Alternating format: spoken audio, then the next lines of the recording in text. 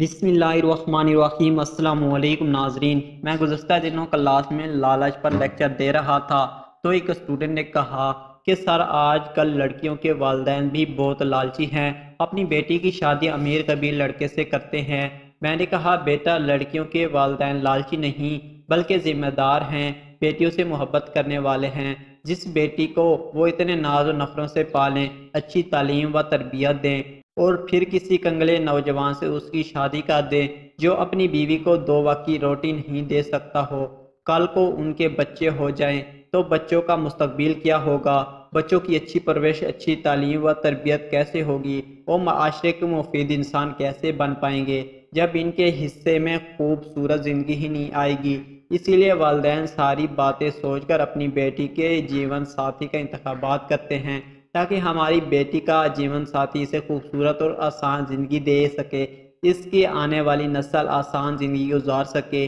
کیونکہ نان و نفقہ پورا کرنا مرد کی ذمہ داری ہے، اور جو مرد نان و نفقہ کی ذمہ داری پوری نہیں کر سکتا وہ بیوی کو خوبصورت زندگی کیسے دے سکتا ہے؟ میری آپ سب سے گزارش ہے کہ بیٹیاں بوجھ نہیں ہوتی، ان کے مستقبل اور شادی کا فیصلہ سوچ سمجھ کر کیا کریں، کیونکہ پچھلے دنوں میرے پاس ایک بچی آئی جس نے ایم فل زولوجی کر رکھا تھا۔ اس نے مجھے کہا